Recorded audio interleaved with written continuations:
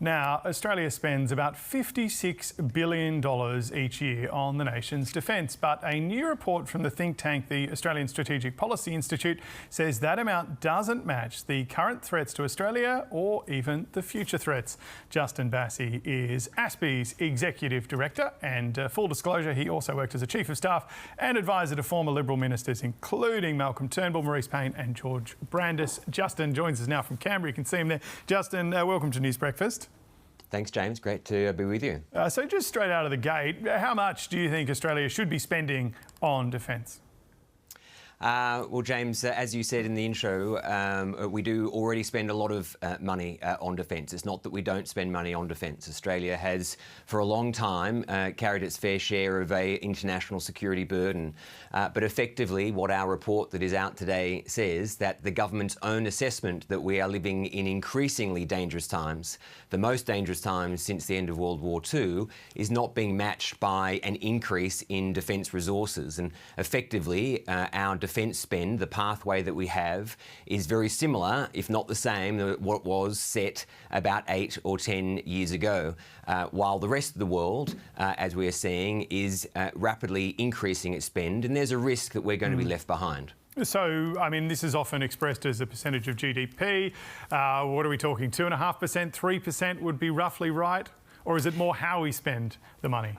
Oh, definitely both, and how we spend the money then gives a lot of trust and confidence in increasing the spend, of course. Right now, in the 2025-2026 year, we're likely to see a defence spend of 2.05% of GDP.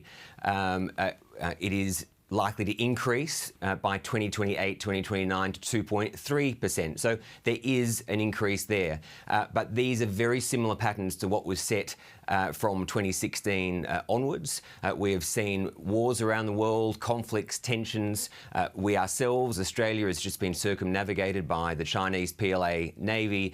The government, as I said before, has itself accurately assessed that we're living in more dangerous times than we were. So ASPI does believe, we do believe, that the correct setting will be closer to 3%.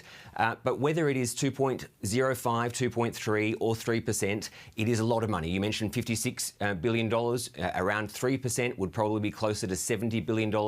All of those, that's a lot of money. What we do need, in addition to those capabilities, we need a communication strategy that explains to the public what the threats are and why we do need to spend more money in this area, notwithstanding there is, of course, a cost of living crisis going on as well. Sure, this is a long-term project as well. Economists are often sceptical that throwing more money at defence necessarily makes it better. Would more money, though, do you think, speed up our acquisition of weapons, which always seems to take a long time, or even help us recruit defence personnel more quickly? Both. We are, as I said, we are already spending money on defence, of course. The large spends that we have are on largely exquisite capabilities like our nuclear submarines, long-range strike.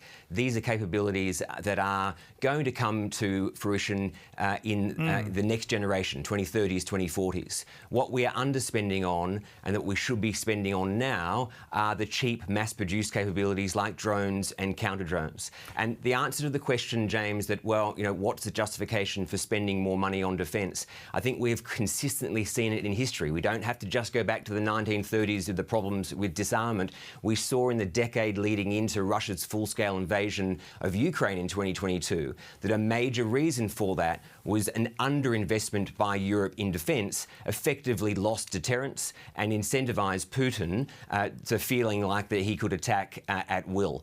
So the aim of increasing defence spending is really important, is not to be warmongering. The aim and the objective and the reason to increase spending on defence is actually to deter war. Because what we've seen, every single war that has eventuated has actually resulted in far higher spending. So those people saying, well, 2% or 3% is already too high, if you actually get into a war, you're spending well more, 5, 10, 15, 20%. And we're already seeing across Europe, of course, most of the countries that were resisting getting to 2% over the last decade are talking now not just as 3%, but some are talking 4-5% of GDP. Before we let you go, Justin, I just wanted to ask, do we have a gap at the moment? We're spending a lot of money to develop nuclear submarines in the future. We're getting some very expensive planes as well. But are we prepared for warfare with things like drones, which we've seen used to great effect in Ukraine? James, that's where I think is the gap. I think we are seeing, following Russia's war on Ukraine, that there has been a rapid development of those cheaper, mass-produced capabilities, such as you say, drones and counter-drones. We have some great companies in Australia that have the ability to develop and produce some of those cheaper, mass-produced capabilities. That's the area that we should be spending more on now, and there is a risk. Not so much in the 2030s, 2040s, 2050s. The risk is in the short term that we are seeing global conflict and tension around the world. We have a rising power in China that is putting pressure on countries like the Philippines within the region.